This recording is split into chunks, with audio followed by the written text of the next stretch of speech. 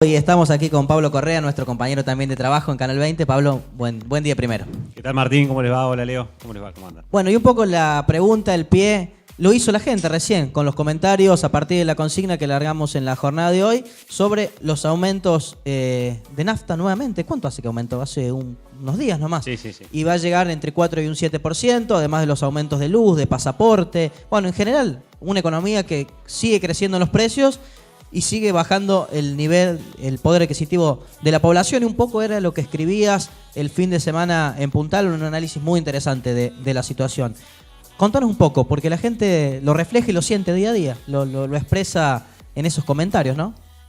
Sí, seguramente, ¿no? Es un poco el signo de estos momentos, ¿no? El tema de la nafta, que es, bueno, subas, no recuerdo bien ahora cuánto lleva en el año, ¿no es cierto? Pero son subas realmente muy significativas que se conjugan por dos lados, ¿no es cierto? Se conjuga por un lado por el tema de la devaluación y el impacto, ¿no es cierto?, que tuvo la suba del dólar, y por otro lado el precio del barril de petróleo, digamos que es un componente central, digamos, también en la valorización de los combustibles en general, ¿no es cierto?, que tuvo una suba muy importante después de estar muchos años que estaba bastante planchado. Actualmente está por encima de los $70. Y bueno, y esto también ha llevado, o sea, que se conjugan dos variables que pegan fuerte en un insumo que es básico para toda la economía. El problema es que los argentinos cobran en pesos, Por ¿no? supuesto, por supuesto. Ese es un problema serio e importante. Después hay otros temas, ¿no es cierto?, que por ahí hay que tener en cuenta, ¿no? Porque sube el dólar e inmediatamente pareciera que todos los precios se acomodan en función de eso. Y bueno, habría que analizar detenidamente qué componentes del precio de distintos productos o bienes, de bienes o servicios, perdón, realmente tienen un impacto tan directo, ¿no es cierto?, de la modificación del tipo de cambio. ¿Qué quiero decir con esto? Que en determinado servicio, por ejemplo, que tenga que su componente fundamental tenga que ver con el trabajo, digamos, que allí se realice, componente fundamental del valor, digamos, ese servicio, obviamente que no debería tener una incidencia tan directa una devaluación. Y sin embargo vemos que la tiene, ¿cierto? Y lo mismo pasa con los productos, ¿no es cierto?, en donde los componentes que están dolarizados, los insumos que están dolarizados, habría que ver qué porcentaje tiene en realidad para impactar tan fuerte. Lo cierto, el dato real, es que la inflación tiene una suba importante en estos últimos 2 meses y bueno, ahora en la semana que viene seguramente ya se conocerá el índice de julio o a fin de esta semana, digamos, ya se irá conociendo los datos, pero es de esperar también otro mes con una inflación bastante alta, bastante fuerte, ¿no? Sí, en la meta, obviamente el 15% era irrisoria, era una locura. Sí, ya, digamos, desde el momento del planteamiento de la meta era muy difícil, prácticamente incumplible. Exactamente. Y ahora hay una meta muy importante que es del 32%. Atentos, porque es la meta que le ha puesto el Fondo Monetario Internacional en el convenio que han firmado con el gobierno nacional. Si no se cumple el 32%, puede haber problemas. Estamos hablando de una inflación que sería... Estamos en 16 ahora. De aquí a fin de año aumentarían los precios otro 16% más. Es mucho el número, pero asimismo el gobierno debe tratar de no superar ese número, ese límite. Seguro. Viste que estas estimaciones, obviamente, que tienen muchas variables que intervienen y que, bueno, no se sabe finalmente qué número va a haber.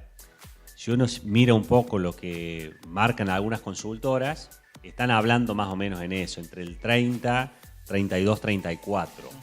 Habrá que ver después cuál es el número definitivo. Estamos hablando de un proceso inflacionario muy alto, de una inflación muy alta, más allá de si fuera un 30 o un 32. Y en esto, personalmente, ¿no es cierto? Y hago justamente esa aclaración, ¿no?, porque es una idea personal. Me parece a mí, o veo, digamos, yo poco trabajo de comercio interior, de la Secretaría de Comercio Interior en este tema, ¿no? Porque justamente, ¿cuál es el componente, digamos, de los precios, relacionando los insumos y todos los otros componentes que sirven, digamos, para generar finalmente el precio que tiene un producto? ¿Cuáles están más influenciados, digamos, por la diferencia del tipo de cambio, por otras variables que pueden moverse? Y cómo se llega a ese precio final? me parece que no hay un trabajo... Sí, digamos, no hay control, cada uno pone el precio que quiere. Comercio interior como para tratar de morigerar un poco. Y guarda, no queremos volver, digamos, a etapas en donde en una de esas Moreno, estaba Moreno con una, digamos, con métodos y modos que, bueno, que generaron tanto ruido. Pero digo, el otro eso extremo no tampoco sirve. claro, eso no significa de que no haya que hacer un trabajo firme que por lo menos por ahora no se ve. Claro. Pablo, y los aumentos salariales. Está claro que los gremios han cerrado al 15% con cláusula gatillo, algunos han logrado un poco más. Pero si proyectamos esta inflación al 30-34%, los trabajadores nuevamente van a terminar perdiendo poder adquisitivo. A fin de año, por más que se active la cláusula gatillo, se suba un 7, un 8, un 10% más, no va a compensar la suba de precios. Sí, seguramente van a quedar un poco por debajo. Hay que ver también ahí cómo se firmó cada paritaria y cuál es, digamos, desde cuándo se activa la cláusula gatillo. Porque aquellos que pusieron una cláusula de revisión en los meses posteriores o demasiado largo, digamos, el tiempo, desde el momento de la firma de la paritaria hasta la cláusula de revisión, bueno, obviamente que la diferencia en ese trayecto, en ese recorrido hasta llegar a la cláusula de revisión, lo que se perdió, claramente. No hay vuelta. Algunos otros convenios que han puesto en las cláusulas, digamos, revisiones más cercanas, bueno, en cierta manera acompañan desde atrás, pero van acompañando. Y algunos otros que no pusieron cláusula de revisión, ¿no es cierto? Y ahí es el otro tema. Claro, ¿cómo van a hacer para reactivar, digamos, la paritaria? Si no se firmó antes, es muy difícil que después puedan de todas maneras, vos fíjate que se está hablando por sector.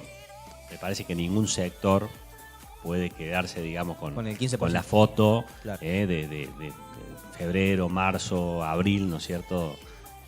Teniendo en cuenta todo lo que pasó después. Los mismos sectores están hablando y buscando de alguna manera un ajuste, digamos, a esa situación, que no significa, como decís vos, que ese ajuste vaya a cubrir todo este trayecto, digamos, de todo este proceso inflacionario que se va a quedar evidenciado a fin de año. Bien, hacemos un análisis de este combo que para mí es tremendo. Deuda, aumento, si no escuché mal en los últimos días, el 88% del Producto Bruto Interno, cuando hace 2 años estaba en 44, 45%, un aumento muy importante de la deuda, acuerdo con el Fondo Monetario, recortes en todas las áreas del Estado, que también van a recaer en las provincias, recortes en asignaciones familiares, un ingreso fundamental que tienen los trabajadores en blanco en algunas provincias para poder sostener también su poder adquisitivo. En ese contexto, ¿cómo se sale? Porque evidentemente son todas medidas que van a tender a más recesión, más recortes. ¿Cómo va a haber un aumento de producción? ¿Cómo el país va a mejorar su capacidad productiva con cada vez menos dinero? La verdad que yo no lo entiendo, ¿no? Sí, seguro, son preguntas difíciles de responder, claro. Pero si uno toma o analiza, digamos, lo que pasó, por dónde se venía y a dónde teóricamente se está haciendo ahora. Digamos, primera conclusión, en mayo el gradualismo, digamos, que había pregonado un poco el gobierno nacional, se terminó. O sea, terminó... Ajuste feroz ahora, ya. Pensando que, ¿cuál era la base del gradualismo? Si uno recuerda lo que se hablaba en 2015, cuando estaba asumiendo el gobierno, la idea del gradualismo era que, teóricamente, de a poco, las variables que estaban con desfases más importantes, digamos, las tarifas sobre todo. Las tarifas fundamentalmente, y no todas y no en todos los lugares, ¿no? Porque vemos que en el interior hay una realidad diferente, ¿no es cierto?, a lo que ocurrió en los últimos años en Capital Federal y Gran Buenos Aires. Pero bueno, básicamente las tarifas y los precios de los combustibles y de la energía en general estaban desfasados, ¿no es cierto? Entonces, el gradualismo, ¿a qué tendía? Teóricamente, de a poco se iban a ir modificando, pero como se esperaba que vinieran inversiones importantes, el mismo movimiento económico, el crecimiento económico, iba a licuar esa brecha. O sea, que iba a permitir, ¿no es cierto?, que de a poco esas variables se fueran acomodando sin tener costos importantes. Ese es un sueño, obviamente, claro. Que supongo que todos, digamos, cualquier político que tenga que llevar a cabo o que tenga ni idea, digamos, avanzar en un proceso de este tipo, es el escenario que más le gustaría transitar. Incluso el ministro de Economía de ese momento había dicho que que el dólar ya estaba, por ejemplo, a 16 pesos, que los productos ya estaban dolarizados. Ese fue un error. Fue un error increíble. garrafal, claro. Sí. De 9 saltó a 16 y evidentemente todos los precios de la economía saltaron. Incluso cuando se eliminan las retenciones al trigo, fundamentalmente el precio de la harina, claro, también sube porque ya comienza a ser un bien que compite a nivel exterior con el mercado Bien. interno. Ahora, esto que vos mencionabas, ¿no es cierto?, del ministro de Economía de ese entonces, ¿no es cierto?, cuando decía, bueno, los precios ya están dolarizados. Yo no sé si estaba equivocado en que los precios estén dolarizados. Lo que era un error, suponer, digamos, que una vez que se levante el corralito y que se sincere de alguna forma, digamos, el precio del billete norteamericano, que esto no se iba a trasladar de nuevo. Porque me parece a mí que ahí había una mala lectura de la historia argentina. Claro, sí, sí. Sin lugar a Sería dudas. también una utopía, ¿no es cierto?, que el dólar, digamos, se deje al valor del mercado, que no estaba lejos, digamos, de lo que era el dólar marginal en ese momento, el precio blue, del dólar, conocido como el blue. conocido como el blue, pero que esto no iba a tener un traslado, que esto no iba a tener un arrastre, como finalmente ocurrió, ¿no es cierto?, claramente. Pero volviendo un poco al tema, decíamos, por un lado un escenario en donde teóricamente el crecimiento económico iba a emparejar e iba a permitir que ese proceso sea lo menos doloroso posible. Eso no sucedió. Si uno se pone a pensar lo que pasa ahora desde mayo, junio en adelante, ¿cuáles son los fundamentos? Y bueno, es un dólar más alto, entonces ahora lo que se espera, digamos, que genere lo que vos decías, movimiento, trabajo, etcétera, ya no es el mercado interno, sino que se está esperando que haya un rebote, digamos, del lado de la exportación, Claro. con otras condiciones. Exportaciones que han venido cayendo en la Argentina, obviamente, y que bueno, que se espera que esto los impulsa. Pero ¿cuántos Si sectores vos me beneficia, dejás- Pablo? Claro, si vos me dejás hacer una aclaración, no solo cuántos, sino cuándo. Digamos, esto no es un proceso que inmediatamente se vaya a verificar. No es que hoy se modifica el tipo de cambio y mañana los datos sobre exportación explotan. Obviamente que esto requiere un tiempo y no hay, por lo menos no se visualiza ahora, medidas para que este tiempo, para que esta transición entre un escenario y el otro pueda ser lo menos traumática posible. Por lo menos analizando lo que ocurre hoy con la producción, no se lo verifica, y fíjate vos que parte del reclamo que se hizo ayer en la reunión que tuvo Macri con la mesa de la maquinaria agrícola fue en ese sentido, financiamiento. Financiamiento. Y estamos hablando de que ya estamos en el mes de agosto prácticamente. Falta un año para las elecciones nacionales, las PASO, y también mucho menos para otras elecciones. Por ejemplo, Marco Juárez, lo tenemos en un mes y medio y Cambiemos Allí buscará revalidar la intendencia. ¿Cómo hace el gobierno para justamente cambiar este escenario a tan poco de las elecciones? De hecho, las encuestas que revelan todos los encuestadores más cercanos, más lejos del gobierno, lo ven muy difícil, digamos, el panorama para poder reelegirse. Están en un 30%, 35% más o menos de aprobación en la gestión, también de intención de votos, sumado, bueno, a otros escándalos como el tema aportes truchos y demás, que yo no sé si van a terminar afectando a la hora de elegir, pero sí la economía. La gente vota y mucho por la economía. Entonces me parece que la cuestión política en algún momento va a terminar influyendo en la cuestión económica, ¿no? Seguramente, por eso es de esperar que la parte más rígida, ¿cierto?, de este proceso sea este tiempo. Ahora. Sea hasta fin de año. Que en realidad es el tiempo, digamos, que tiene el gobierno para jugársela. Claro. O sea, obviamente que tiene un dilema fuerte. Tiene un acuerdo concretado con el Fondo Monetario en donde le obliga a realizar determinadas cuestiones para tener financiamiento. O sea, no es una cuestión de una obligación. Claro, independientemente de las elecciones. Por supuesto. O sea, Claro. lo que pasa es que sin ese financiamiento tampoco llega a las elecciones. Claro. Entonces, es de esperar que estos 6 meses que quedan, menos de 6 meses, ¿no es cierto?, estos Sí. 4 o 5 meses que quedan en lo que resta del año, esté la parte más dura, digamos, del ajuste, que es un poco lo que se va viendo y un poco lo que van diciendo los funcionarios, y que a partir del año que viene, por una cuestión electoral, seguramente se va a ablandar un poco la situación. Si eso alcanza para poder revalidar, digamos, este proceso político y económico a partir del año que viene, no Es lo otra sabemos, historia, sí. es otra historia. El contexto electoral siempre es distinto a lo que vamos a analizar un año antes, sin lugar a Pero dudas. claramente es la jugada, digamos, porque no tiene otra opción. Sí, y te planteo otra situación. Discusión del presupuesto 2019, que va a ser seguramente en septiembre o octubre. Ya hay diálogos con las provincias para recortar. Entonces el presupuesto marca un poco los gastos que va a tener el Estado el año que viene. Entonces si el presupuesto ya se va a aprobar con menos gastos y más recortes, ¿cómo van a reactivar la economía en el año electoral? Sí. Otra duda, ¿no? Es el presupuesto del Estado también, ¿no es cierto? Hay que ver, por un lado, por dónde van los recortes, y por otro lado, digamos, cuál es la influencia real de esos recortes en el resto de la dinámica económica. No necesariamente tiene que ser lineal, ¿cierto? Por ejemplo. Y sabemos que los estados... La obra pública es lo fundamental, ¿no? La obra pública es un tema, digamos, que es dinamizador y ya lo sabemos. Ahora, hay gastos administrativos de los estados, y pongamos como ejemplo el Estado Nacional con la cantidad de ministerios que tiene, que teóricamente no se van a tocar, digamos, pero cada uno de esos ministerios supone una administración y determinados espacios, digamos, a cubrir, que obviamente empiezan a cargar el costo, digamos, que tiene ese Estado y que bueno, que tiene influencia.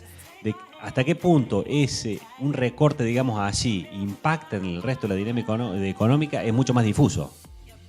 Sí, no así la obra pública, que tiene un impacto real. Directo, sin lugar a dudas. Pablo, te pregunto, porque vos sos un especialista en cuestiones de la producción regional.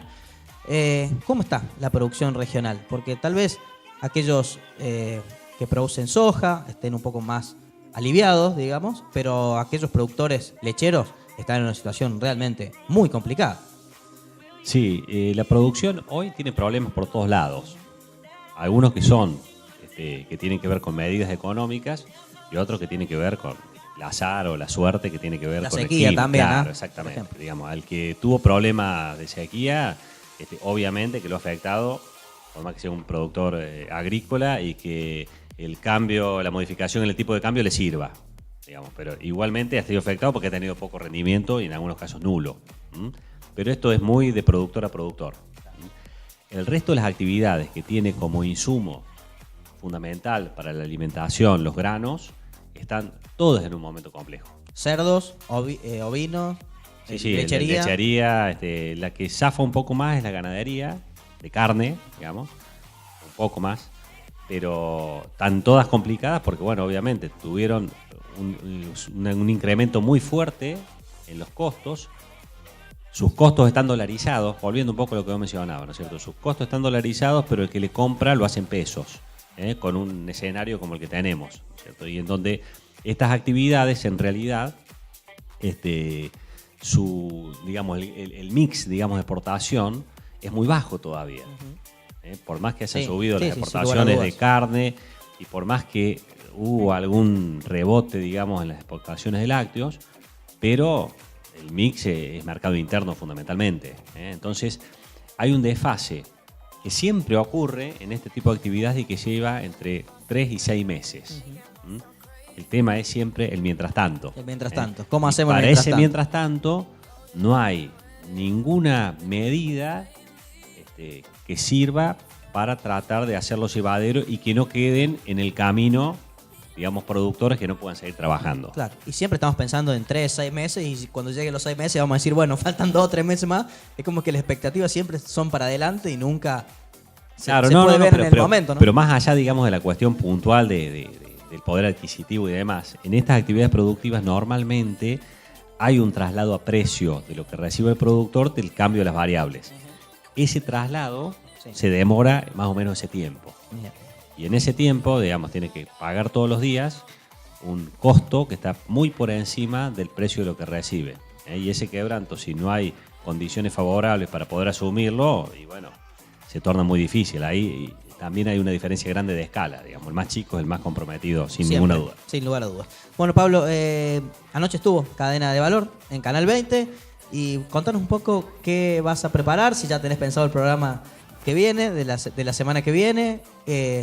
Contanos, porque imagino que la realidad de la producción es cambiante todos los días y todos los días aporta nuevos elementos. Sí, para la semana que viene, bueno, hay material que ya tenemos de la cobertura la semana pasada, que se habló mucho, digamos, de la cadena porcina en Oncativo, que es una localidad emblemática, digamos, justamente en esta cadena. Y bueno, hay notas, digamos, que que no pudieron salir esta semana por una cuestión de tiempo, estarán la semana que viene. Y bueno, también hay algunos eventos acá en Villa María, como el Seminario de Valor Agregado, que se va a concretar el viernes en la Universidad Nacional y que seguramente a partir de allí habrá mucha información también. Bueno, así que invitamos a todos el próximo lunes a las 21 a ver Cadena de Valor. Pablo, muchas gracias como siempre por haber venido y analizado este contexto complicado de la economía argentina. Bueno, un gusto como siempre. Con un gusto. Leo, vamos hacia el otro sector del estudio. Muy bien, Pablo Correa con nosotros, muchas gracias como siempre, es un placer dialogar con él acerca de todas las actividades que se llevan a cabo en el país y cómo responde también esto en la economía. Lo presentó Arte Papel en la mañana de 20. Gracias a los amigos de Arte Papel, 2 pisos lleno, la verdad, de curiosidades para que vos puedas recorrer Arte Papel de la mejor manera posible. Un mundo por conocer. Vení, sorprendete. Arte Papel, San Martín 382 en Villa María. Vas a encontrar papelería comercial y escolar, cotillón, artística, juguetería, descartables, todos los marcos y varillas para cuadros en Villa María. Arte Papel, San Martín 382.